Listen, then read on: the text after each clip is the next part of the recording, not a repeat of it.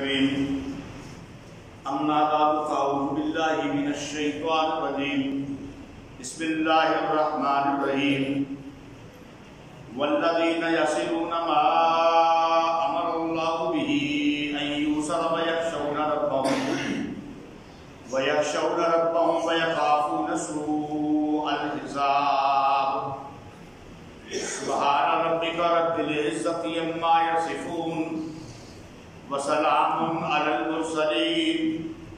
والحمد للہ رب العالمین۔ معزز سامعین کرام، آج ہمارا موضوع ہے صلہ رحمی۔ جو میں نے آیت پڑھی ہے اس کا یہ معنی ہے والذین یصلون ما امر اللہ به ان یوصل، اور وہ لوگ جو ملاتے ہیں جس کو اللہ نے فرمایا کہ ملاؤ، وَيَخْشَوْنَ رَبَّهُمْ، اور ڈرتے ہیں اپنے رب سے، وَيَخَافُونَ سُوءَ الْحِسَابِ، اور اندیشہ رکھتے ہیں برے حساب کا۔ جس کو اللہ نے ملانے کا حکم دیا، اس کا مطلب ہے عزیز و اقارب، رشتہ دار وغیرہ، دوست احباب بھی اس میں آ جائیں گے، ان کے ساتھ اچھا سلوک کرنا۔ اس میں سب سے پہلے تو والدین کی بات آتی ہے، لیکن والدین کے متعلق پورا درس الحمدللہ ایک ہو چکا ہے۔ وَاعْبُدُوا اللَّهَ وَلَا تُشْرِكُوا بِهِ وَبِالْوَالِدَيْنِ احسانا وبذی القربى، یہ دوسری آیت ہے 5ویں سپارے کی جو سورہ میں نے پڑھی، اس میں بھی والدین کے بعد پھر رشتہ داروں کی بات آتی ہے۔ رشتہ داروں کے ساتھ انسان کو اچھا سلوک کرنا چاہیے۔ سب سے پہلی بات تو یہ ہے کہ صلہ رحمی کا مطلب کیا ہے۔ ایک حدیث سے پتہ چلتا ہے، حضرت عبداللہ رضی اللہ تعالیٰ عنہ سے یہ حدیث ہے کہ حضور اکرم صلی اللہ علیہ وآلہ وسلم نے فرمایا کہ صلہ رحمی یہ نہیں ہے کہ جو تجھ سے اچھا سلوک کرتا ہے تو اس سے اچھا سلوک کر، بلکہ صلہ رحمی یہ ہے کہ جو تجھ سے اچھا سلوک نہیں بھی کرتا تو پھر بھی اس کے ساتھ اچھا سلوک کر، اس کو صلہ رحمی کہتے ہیں۔ یعنی یہ صلہ رحمی نہیں ہے کہ آپ کا چچا، ماموں، خالو، پھپھو، نانا، دادا، چچا زاد بھائی وغیرہ وہ آپ کے ساتھ اچھے طریقے سے رہتے ہیں، آپ بھی کہتے ہیں چلو ٹھیک ہے میل ملاپ جاری ہے، لیکن وہ ناراض ہو جاتے ہیں کسی بات سے، آپ کہتے ہیں ٹھیک ہے تم گیا تو میں نہیں گیا، نہیں، وہ ناراض ہو جاتے ہیں، تو عاجزی اختیار کر لے، تو کہہ رہے نہیں میں نہیں ناراض ہوتا، تو ناراض ہو جا، تیری مرضی ہے، تو دور ہونا چاہتا ہو جا، میں تجھ سے دور نہیں ہونا چاہتا،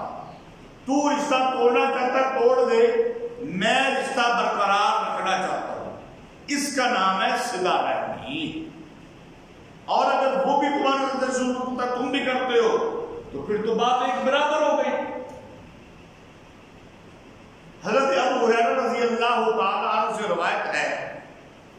کہ رسول اللہ صلی اللہ علیہ وآلہ وسلم نے فرمایا کہ مہمان کی عزت کرو، اس کا اکرام کرو، اور صلہ رحمی کرو، اور بات کرو تو اچھی بات کرو ورنہ خاموش رہو۔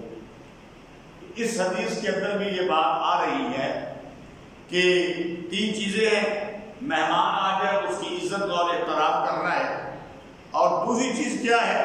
کہ صلہ رحمی کرنی ہے، اپنے عزیز و اقارب، دوست احباب کے ساتھ اچھا سلوک روا رکھنا ہے،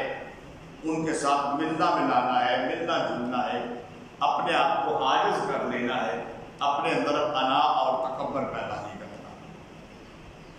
ایک صحابی آگے نبی کریم صلی اللہ علیہ وآلہ وسلم کے پاس، عرض کیا یا رسول اللہ صلی اللہ علیہ وسلم میرے کچھ رشتہ دار ہیں، میں ان کے ساتھ صلہ رحمی کرتا ہوں، وہ میرے ساتھ قطع رحمی کرتے ہیں، میں ان کے ساتھ اچھا سلوک کرتا ہوں، وہ میرے ساتھ برا سلوک کرتے ہیں، میں ان کے ساتھ اچھے طریقے سے پیش آتا ہوں، وہ میرے ساتھ جاہلانہ طریقے سے پیش آتے ہیں۔ حضور اکرم صلی اللہ علیہ وآلہ وسلم نے فرمایا کہ اگر یہ بات ہے تو پھر تو ان کے منہ کے اندر گرم راکھ ڈال رہا ہے، تو ان کے منہ کے اندر گرم راکھ تو سمجھتے ہیں نا، آگ جل جائے تو اس کی راکھ وہ پہلے گرم ہی جاتی ہے نا، تو ان کے منہ کے اندر گرم راکھ ڈال رہا ہے، یعنی آج تو ان کو نظر نہیں آتی لیکن قیامت کے دن پتہ چلے گا اس گرم راکھ کا۔ اور اللہ تعالیٰ نے تیرے ساتھ ایک مددگار مقرر کر دیا ہے جو ان کا مقابلہ کرے گا، جب تک تو اس صفت پر قائم ہے وہ مددگار تیرے ساتھ اس وقت تک رہے گا جب تک تو اس صفت پر کیا ہے، قائم ہے، یعنی اگر تو اس صفت کو چھوڑ دے گا تو پھر تیرے ساتھ وہ مددگار نہیں رہے گا۔ مددگار سے مراد یہاں پہ کیا ہے؟ اللہ تعالیٰ کسی فرشتے کو مقرر کر دے گا، اگر وہ اس کے ساتھ برا سلوک کرتے بھی ہے تو اس کو کوئی نقصان نہیں پہنچا سکے گے، یہ فرشتہ اس کیا کرے گا، مدد کرے گا۔ تو باوجود اس کے کہ وہ شخص کہہ رہا ہے کہ میں صلہ رحمی کرتا ہوں، وہ قطع رحمی کرتے ہیں، میں اچھا سلوک کرتا ہوں، وہ برا سلوک کرتے ہیں، میں اچھے طریقے سے پیش آتا ہوں، وہ جاہلانہ طریقے سے پیش آتے ہیں، آپ نے فرمایا اس صفت پہ قائم رہو، اللہ تیری مدد کرے گا اور ان کے منہ کے اندر گرم راکھ ڈالی جائے گی۔ اس سے آپ اندازہ کر لیں کہ کتنی بڑی چیز ہے رشتہ داروں کے ساتھ، عزیز و اقارب کے ساتھ اچھا سلوک کرنا۔ حضرت انس رضی اللہ تعالی عنہ سے روایت ہے کہ حضرت ابو طلحہ انصاری رضی اللہ تعالی عنہ یہ مدینہ منورہ کے اندر کھجوروں کے باغات کے سب سے بڑے مالک تھے، بڑے مالدار آدمی تھے، بہت سارے کھجوروں کے ان کے باغ تھے۔ بعض اوقات نبی کریم صلی اللہ علیہ وآلہ وسلم ان کے باغ میں چلے جاتے، کھجوریں کھاتے، ٹھنڈا پانی پیتے، وہاں پہ بیٹھ جاتے، حضرت ابو طلحہ انصاری آپ صلی اللہ علیہ وسلم کی خدمت کرتے۔ جب قرآن مجید کا جو چوتھا سپارہ ہے نا، اس کی شروع کی آیت ہے لن تنالوا البر حتی تنفقوا مما تحبون، یہ آیت نازل ہوئی نا کہ ہرگز تم نیکی حاصل نہیں کر سکو گے جب تک تم وہ چیز خرچ کرو جو تمہیں پسند ہے۔ یہ نہیں کہ اترے ہوئے کپڑے کسی کو دے دیے، یہ نہیں کہ بچا ہوا کھانا کسی کو دے دیا، یہ نہیں کہ کوئی عام چیز کسی کو دے دی، اپنی پسندیدہ چیز، اپنی محبوب چیز وہ جب تم کسی کو دے گو تو یہ نیکی کے اندر کمال ہے۔ اترے ہوئے کپڑے دینا یہ بھی ثواب ہے، یہ نہیں کہ یہ ثواب نہیں ہے، کھانا کسی کو دینا بے شک بچ جائے یہ بھی ثواب ہے، لیکن نیکی کے اندر کمال تب ہے کہ جو چیز تمہیں سب سے زیادہ پیاری ہے نا تم وہ بھی اللہ کی راہ کے اندر دے دو، یہ نیکی کے اندر کمال حاصل ہو جائے گا۔ جب یہ آیت نازل ہوئی نا تو حضرت ابو طلحہ انصاری رضی اللہ تعالیٰ عنہ حضور اکرم صلی اللہ علیہ وآلہ وسلم سے کہنے لگے یا رسول اللہ میں نے یہ آیت سنی ہے اور مجھے یہ جو باغ ہے، مسجد نبی کے سامنے یہ باغ تھا کھجوروں کا، یہ باغ مجھے اپنے باغوں میں سے سب سے زیادہ پیارا ہے، سب سے زیادہ اچھا ہے۔ اس باغ کے اندر پھل بھی زیادہ ہوں گے، کھجوروں کے درخت بھی زیادہ ہوں گے، میری اس باغ کے ساتھ بڑی محبت ہے، تو میں یہ باغ آپ کے حوالے کرتا ہوں، آپ اس کو جس کو دینا چاہے دے دیں، میں اس کو اللہ کی راہ میں خرچ کرنا چاہتا ہوں۔ حضور اکرم صلی اللہ علیہ وآلہ وسلم نے فرمایا اگر تو اس کو اللہ کی راہ میں خرچ کرنا چاہتا ہے تو سب سے پہلا حق تیرے رشتہ داروں کا ہے، تو اس کو میرے حوالے نہ کر، اس کو اپنے رشتہ داروں میں تقسیم کر دے، اس کو خود اپنے رشتہ داروں میں۔ تو حضرت ابو طلحہ انصاری رضی اللہ تعالیٰ عنہ نے اپنے کچھ اور رشتہ دار اور خصوصاً اپنے چچا زاد بھائی ان کے درمیان اس باغ کو کیا کر دیا، تقسیم کر دیا۔ اب آپ اندازہ کر لیں کہ یہ صحابہ کرام کا عمل تھا، کتنا بڑا عمل ہے کہ رشتہ داروں کے ساتھ یہ سلوک کہ جو سب سے زیادہ پیارا باغ ہے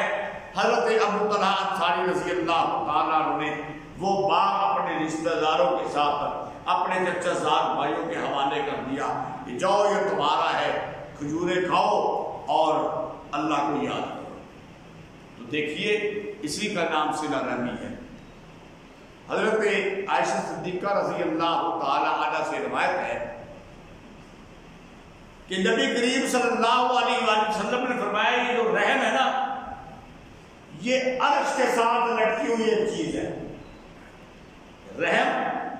عرش کے ساتھ لٹکا ہوا ہے اور یہ رحم پکارتا ہے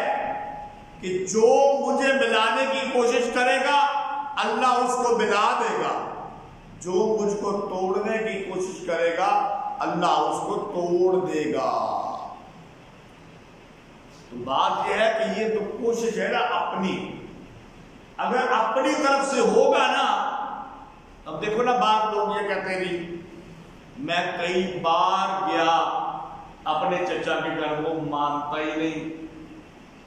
ہے، ماموں کے گھر گیا ہوں، چچا کا بیٹا ڈرا دے، میں نے کئی بار کوشش کی ہے لیکن وہ تو قریب آتا ہی نہیں۔ تو یہ حدیث کیا کہتی ہے، تو کوشش جاری رکھ، تو اپنی کوشش تو ملانے کی کوشش کرتا رہے، آخر وہ وقت آ جائے گا اس کو بھی خیال آ ہی جائے گا۔ اگر وہ بھی انسان ہی ہے نا، کبھی تو اس کے دل کے اندر خیال آئے گا یار میں اس کو دھکے دے کے بھی گھر سے باہر نکالتا ہوں، میں اس کو گالیاں بھی نکالتا ہوں، لیکن یہ پھر بھی عاجز ہی رہتا ہے، یہ پھر بھی قریب ہی آتا ہے، یہ پھر بھی رمضان کے مہینے میں میرے لیے افطاریاں بھیج رہا ہے، یہ پھر بھی عید کے دن میرے لیے حلوے اور سیویاں بھیج رہا ہے، یہ پھر بھی عید کا دن آتا ہے تو بچوں کو لے کے میرے گھر پہ آ جاتا ہے، میں اس کو اپنے بیٹے کی شادی میں نہیں بلایا، یہ اپنا لاؤ لشکر لے کے پھر بھی آ گیا، یہ اپنا لاؤ لشکر لے کے یعنی اپنی اولاد لے کے پھر بھی آ گیا، میں نے بلایا بھی نہیں، لیکن یہ کہتا کیوں میرے بھائی کے بیٹے کی شادی ہے، میرا بھتیجا ہے، میں وہاں پر کیوں نہ ہوں، چلو اس نے نہیں بلایا تو کوئی بات نہیں، اس کا اپنا کام ہے، میرا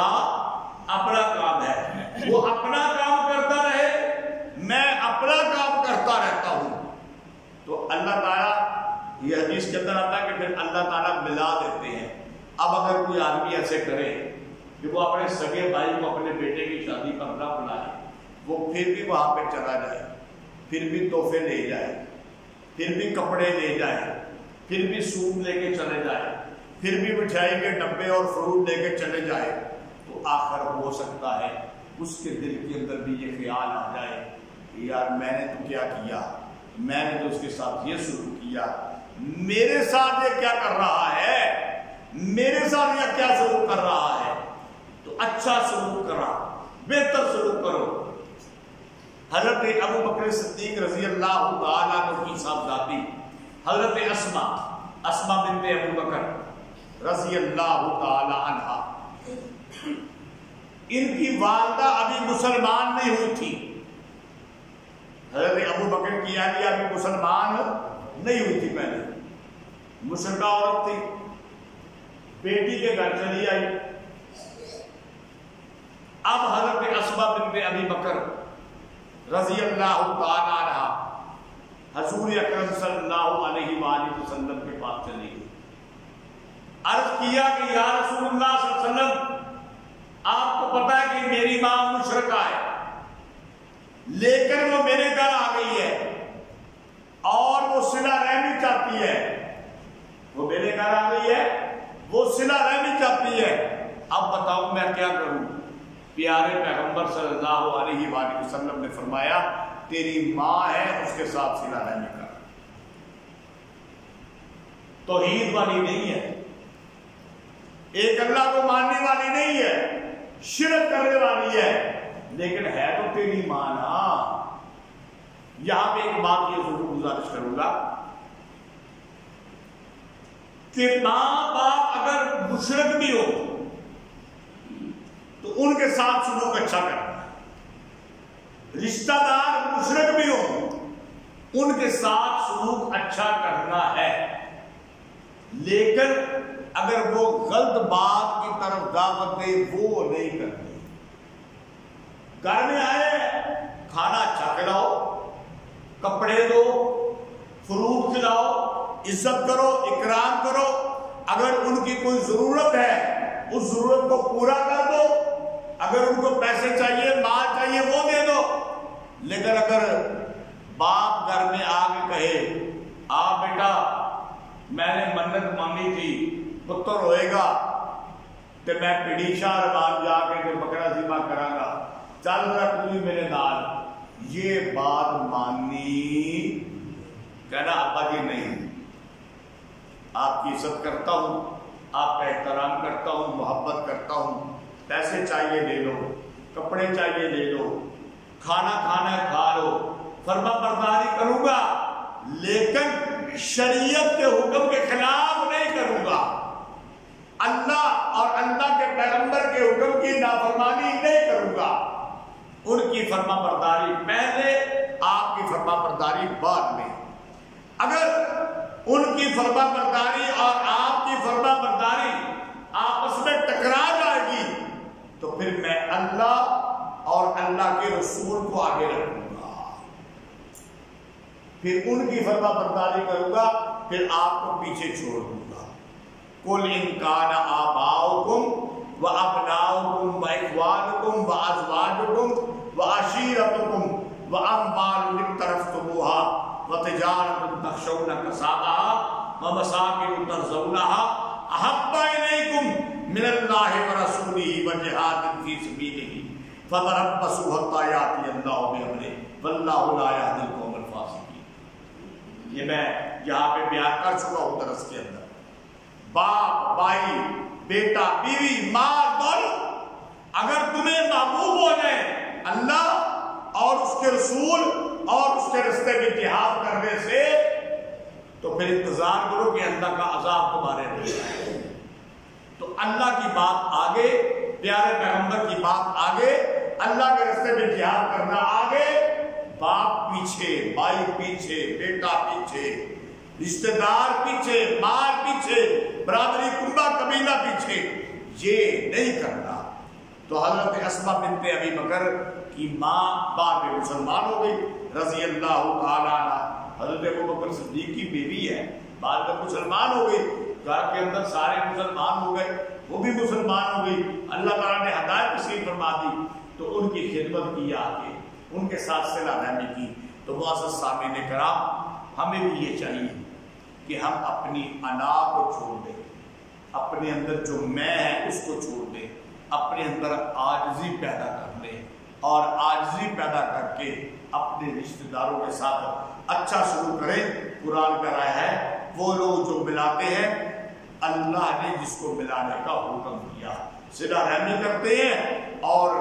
ڈر رکھتے ہیں اپنے رب سے اور برے حساب سے بھی وہ ڈرتے ہیں. اللہ تعالیٰ نے ان کو کامیابی عطا فرماتا ہے. اللہ ہم کی توفیق عطا فرمائے.